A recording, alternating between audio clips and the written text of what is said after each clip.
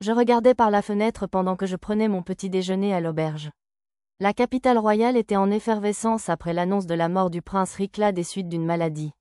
Les journaux avaient récemment vu le jour grâce au développement de la technologie d'impression, et une édition spéciale détaillant la disparition du deuxième prince s'envolait des étagères.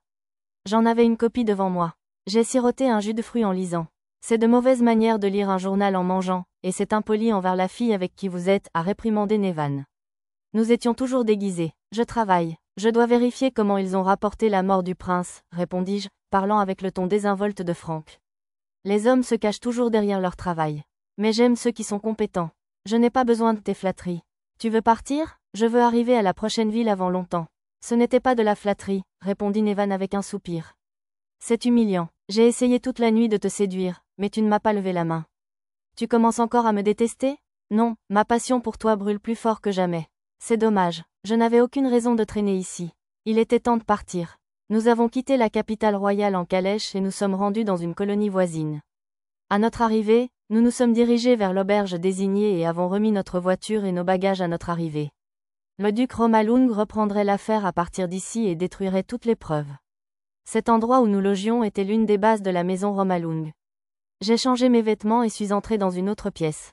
Nevan, redevenue radieuse après avoir enlevé son propre déguisement, attendait là avec le duc Romalung.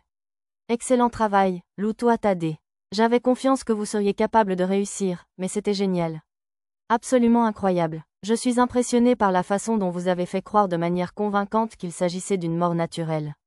Personne ne soupçonne même un assassinat. Le duc Romalung était également présent hier dans la capitale royale.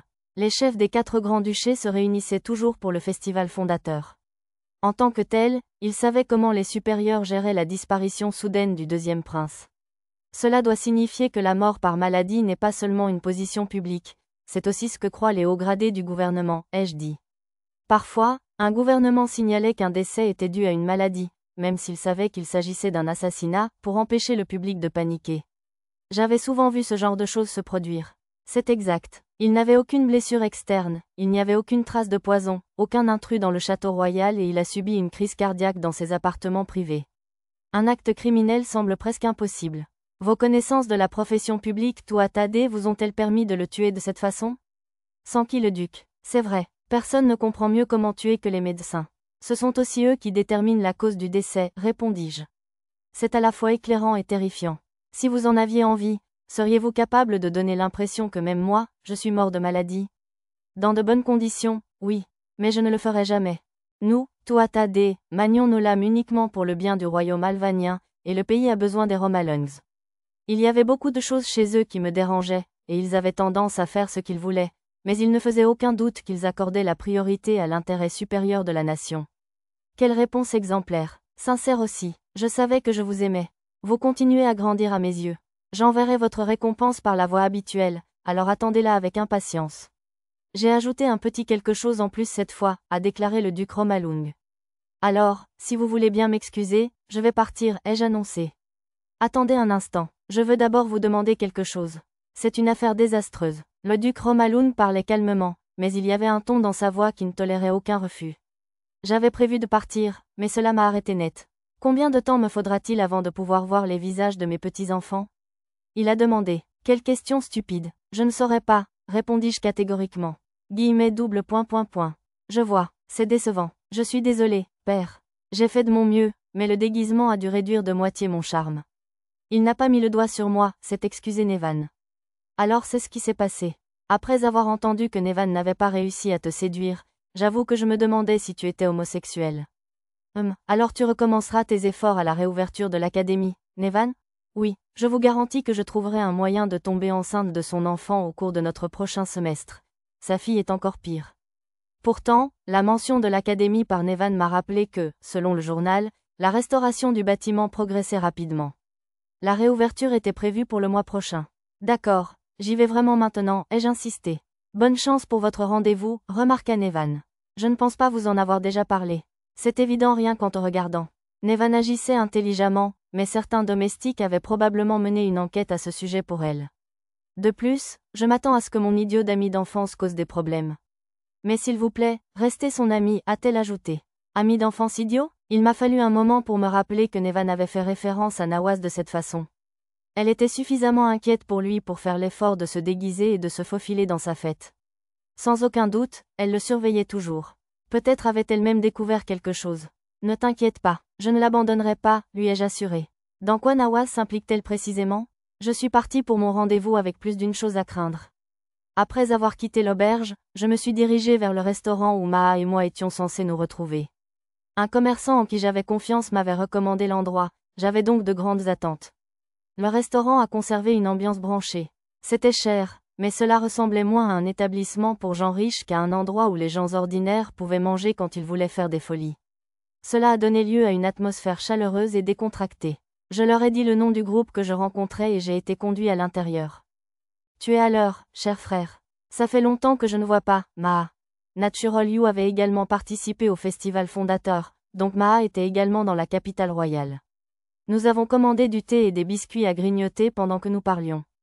Tu deviens plus jolie à chaque fois que je te vois, la complimentai-je. Ses cheveux bleus brillants étaient si foncés qu'ils paraissaient presque noirs. Même si la poitrine de Maha n'était pas grosse, elle possédait une silhouette parfaite. Aujourd'hui, elle était habillée avec style et portait un maquillage léger. Contrairement à Tarte et Dia, que je considérerais comme mignonne, Maha était mieux décrite comme belle. Ouais, et vous n'avez aucune idée du nombre de parasites qui me suivent. C'est dur, j'ai besoin d'un insectifuge, a-t-elle déploré. Avez-vous envisagé d'embaucher un garde du corps? J'ai suggéré. Il existe une option plus rentable, vous savez. Je serais ravie si vous m'offriez un anneau pour l'annulaire de ma main gauche. Je vais y réfléchir. Maha aimait me taquiner, mais ce n'était pas une véritable blague. Que ce soit pour son annulaire ou non, j'étais sûre que cela lui ferait plaisir si je lui envoyais des bijoux. J'ai décidé de lui trouver une jolie pièce. Je suis impressionnée que vous ayez pu prendre le temps de me rencontrer, dis-je. L'air exaspéré, Maha a expliqué, ce n'était pas facile. J'ai dû me forcer pour le faire. À vrai dire, je suis épuisée. J'ai à peine dormi ces derniers jours. Dès mon arrivée dans la capitale, j'ai été inondée de demandes de partenariat, d'offres d'assistance technologique, de demandes d'ouverture de nouvelles succursales, d'offres d'assistance si je rompais avec la société Balor, etc. Ils étaient tous après les produits Natural You. Natural You est toujours la seule entreprise qui sait fabriquer des crèmes hydratantes, ai-je souligné. Cela vaut aussi pour le chocolat maintenant, et nos chiffres ont grimpé en flèche. Tout récemment, j'ai reçu une lettre du troisième prince expliquant que la famille royale avait reçu des demandes d'une maison noble étrangère qui comprenait une demande pour un panier cadeau contenant de la crème hydratante et du chocolat. Alors nous servons la famille royale maintenant, hein? C'est un tel honneur que je pourrais pleurer. Maha et moi avons ri toutes les deux. Elle était la représentante par procuration de la marque de cosmétiques que j'avais créée, Natural You.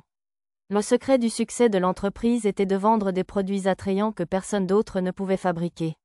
Nous nous sommes principalement concentrés sur les objets de la Terre dont je me souvenais comment créer, qui étaient difficiles à reproduire et qui rapporteraient un profit important.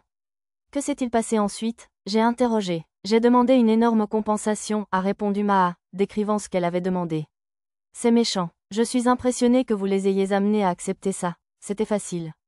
J'ai identifié l'aristocrate étranger qui recherchait les produits Natural You et j'ai découvert ce qu'il présentait au royaume.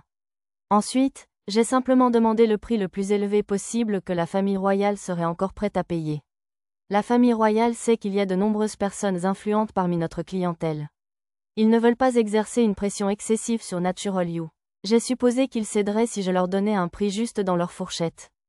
Maha avait employé une tactique commerciale standard. L'information comptait tout dans une négociation. La victoire était assurée lorsque l'on savait à quel point son adversaire était prêt à faire des compromis. Une fois nos affaires terminées, Maha et moi avons discuté de diverses choses. Elle m'a parlé très gaiement et il est devenu évident qu'elle voulait que j'applaudisse ses efforts. J'ai satisfait ce désir en l'écoutant attentivement et en la félicitant avec enthousiasme à chaque occasion. Ses yeux brillaient et elle s'enrouait presque. Maha était une fille très mature, mais elle avait tendance à se comporter davantage pour son âge dans des moments comme celui-ci. C'était vraiment une adorable petite sœur. Regarder Maha agir avec autant d'enthousiasme m'a rendu heureux aussi. Vous avez travaillé dur, dis-je. C'est vrai, je fais de mon mieux. Cela vaut également pour vos efforts secrets. J'ai enquêté sur la comtesse Granfelt et Nawaz, comme vous l'avez demandé, répondit-elle. Maha m'a remis quelques dossiers. Je lui avais demandé de se pencher sur la comtesse Granfelt, la fausse identité du démon serpent, pour des raisons évidentes. J'avais ajouté Nawaz au poste par souci pour lui. Si la maison Romaloun coopère déjà avec vous sur ce point, pourquoi avez-vous fait tout votre possible pour demander mon aide? N'auriez-vous pas pu leur laisser le soin? Demanda Maha. Mon réseau d'information et le leur sont de taille égale, mais ils sont de variétés différentes. Deux enquêtes sur la même cible peuvent produire des résultats différents lorsqu'elles sont effectuées sous un angle différent. La maison Romalung a mené des recherches professionnelles en faisant appel à des agents de renseignement. J'ai utilisé des agents similaires, mais c'étaient des civils qui se concentraient principalement sur les rumeurs du marché, les flux d'argent et de marchandises, ainsi que d'autres types de connaissances pour lesquels les commerçants avaient un œil unique. Merci, je comprends. Je n'aurais jamais pensé que Nawaz pourrait mettre de côté son honneur de chevalerie, dis-je. Bien qu'il ait promis de ne pas s'impliquer avec la comtesse Granfelt après avoir perdu le duel, il l'a toujours fait. Il était difficile de croire que l'orgueilleux Nawaz puisse souiller un accord sur lequel il avait misé son honneur, mais les résultats de l'enquête ne pouvaient être niés. Oui, même s'il ne semble pas avoir été ensorcelé comme le deuxième prince, a ajouté Maha. Cela m'inquiète. La première chose que je soupçonnerais en apprenant que Nawaz avait abandonné ses principes serait une histoire d'amour, remarquai-je. Qu'espérait-il accomplir en se rapprochant de ce démon?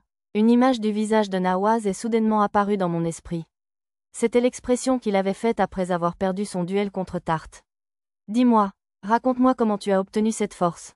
J'ai besoin de devenir plus fort. Ces paroles n'étaient pas nées du désir. Il ressemblait davantage aux supplications d'un homme à bout de souffle. Était-ce pour cela qu'il était allé voir Mina? Mais cela n'avait aucun sens.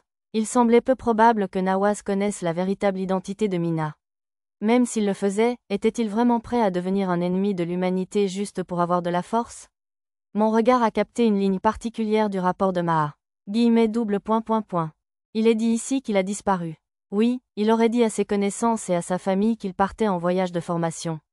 La comtesse Granfelt a disparu au même moment, a expliqué Maha. Pensez-vous que c'était une coïncidence? Probablement pas. À quoi pensait Nawaz? Nevan m'avait demandé de rester l'ami de Nawaz malgré les problèmes qu'il causait. Cela m'inquiétait aussi. Ça vous dérangerait de regarder où se trouve Nawaz maintenant? J'ai interrogé. Je le suis déjà. Nos agents me contacteront immédiatement si Nawaz se présente dans une ville du réseau de distribution de la société Balor, a répondu Maha. Tu es tellement bon dans ce domaine, c'est effrayant. C'est toi qui m'as formé, cher frère. Je travaille dur parce que je veux t'être utile, même si c'est tout ce que je peux t'apporter.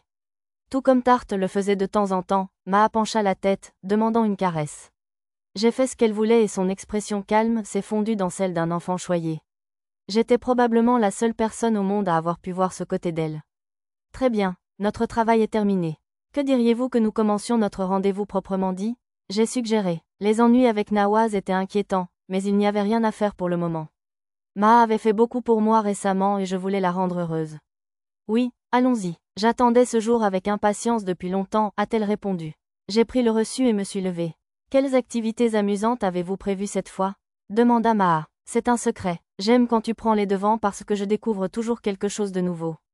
Lou, j'avais l'intention de te demander ça depuis un moment. N'est-il pas temps de me faire enfin passer de petite sœur à petite sœur et petite amie?